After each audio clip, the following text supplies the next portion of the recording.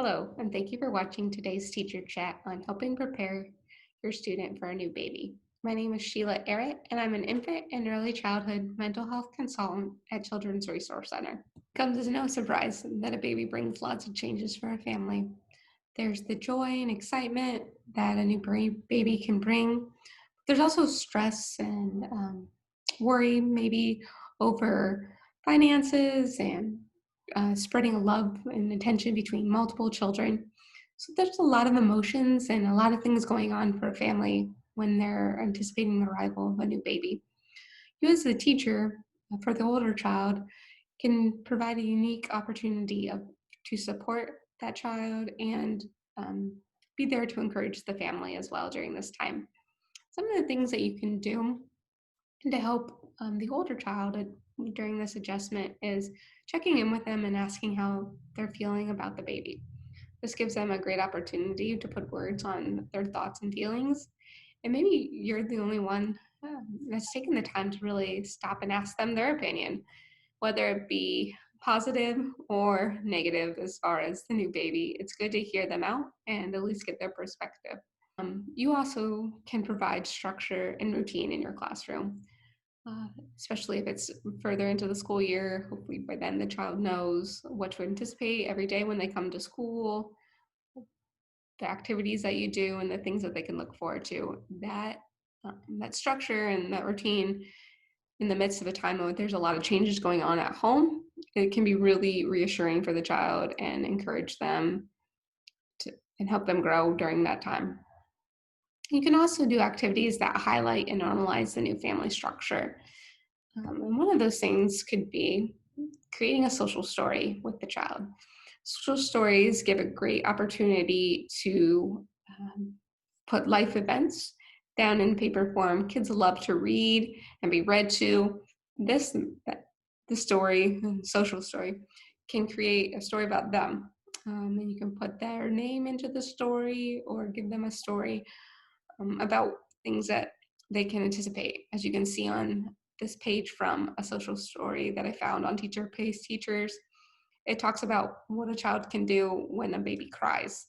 You know, a young child might have their own thoughts and opinions about what it's going to be like to have a baby at home. They might think that once the baby's born, they can start playing Legos or drawing with their new sibling. But in reality, they need to know what to expect, that it's not going to be right away that their new sibling is able to play with them. They're going to cry. They're going to have stinky diapers. They're going to need mom and dad's attention quite a bit at the beginning. And there are things that they can do to help, and things that would make the situation worse. Um, and these are something that maybe you could have on hand, a set social story, and then maybe you can fill in the child's name. Or it could be something that you write with the child and they make a story about what it's like to have a new baby at home. And the other things you can do, again, kids love reading stories and being read to. You could incorporate a book about being a new big brother, a new big sister, into your class's story time, helping the other children as well, because you might have children in your classroom that are the youngest sibling and they don't know what it's like to have a new baby brother or sister. So this gives insight into how different families have situations in their life, and also can help make the child who is anticipating a new baby brother or sister feel special, that they have a book that relates to them and what's going on in their life.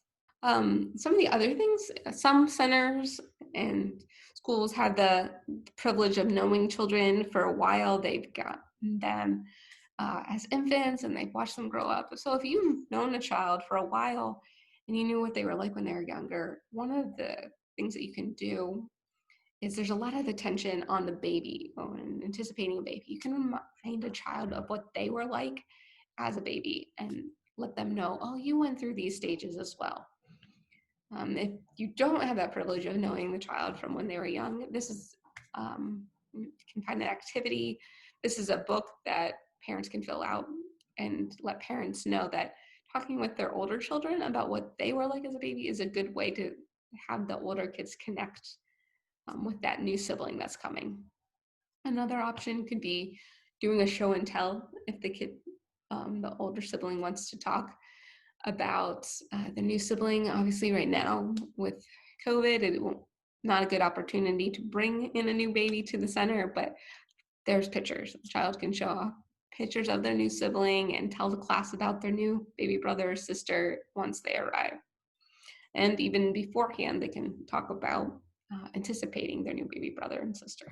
And when there are so many changes going on at home and parents, maybe their attention is averted because they're anticipating and getting ready for this new baby, it is not uncommon to see behavior regressions in a child. A child who was once potty trained might start having regular accidents, or might be more whining and baby talk and wanting to be treated like a baby because that's where the tension is at home. So some of the things that you can do to help decrease behavior regression is acknowledge the child when you see them doing appropriate behaviors. You might think that they're just expected to do those behaviors, but it doesn't hurt to acknowledge those. And the more we pay attention to the things that we want to see, the more likely we are to see those things again and again. So acknowledging them and pointing out, and that also helps so that we're not always addressing a child when they're doing things that are not correct. That brings more attention on that, and so we want to focus our attention on the positive things. If possible, in your center, avoid other major changes, whether it be changing classrooms or teachers. There can be avoidance of those major changes when there's so much changing going on at home. That can help the child as well. For some children, we talked about routine and schedules being important. They might need their own visual schedule during this time.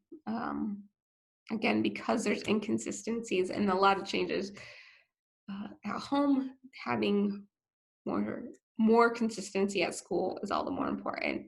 So whether or not you have a whole visual schedule for your whole class, you might consider creating a personal schedule for the child. These are several different options that I found online. This one, on the left, they pull off the top of something that they need to do or an activity, and then when it's done, they put it on the bottom, and they're all Velcroed. Another would be removing paper clips, or I've seen some where you put a paper clip on the activity and then you move it down as you go. Or it could be as simple as, first we're going to do this, and then we're going to do this with some pictures. Those can be, again, some really helpful things to help children be able to predict what's coming next. Then it's important, again, to have some connection with that older child. There's a lot of excitement at home, and especially once that baby comes. The focus and attention naturally is going to be on that child because there's a lot of babies need a lot of time and attention. So just taking some extra time for that older child.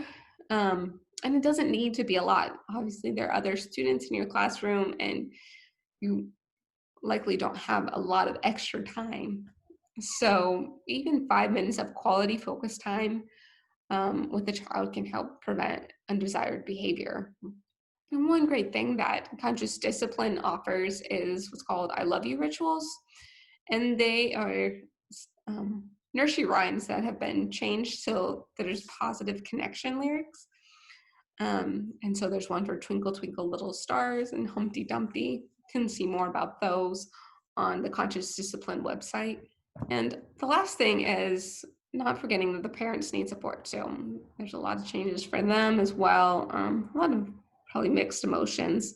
So one thing that could be really helpful is having a set of community resources available, especially if finances are tight. Things that talk about clothing and diapers and where they can get assistance with food and childcare and whatnot could be a stress reliever for the family. And reminding parents that they need to utilize self-care as well. I love this little picture here that says self-care isn't selfish, it's necessary. So parents need to remember that they need to be able to take care of themselves if they're going to be fully present for their children as well. Several helpful websites I utilized was conscious discipline, teachers pay teachers. The Mayo Clinic has a lot of helpful resources by category, and then healthychildren.org. I hope you found this helpful, and thank you for watching.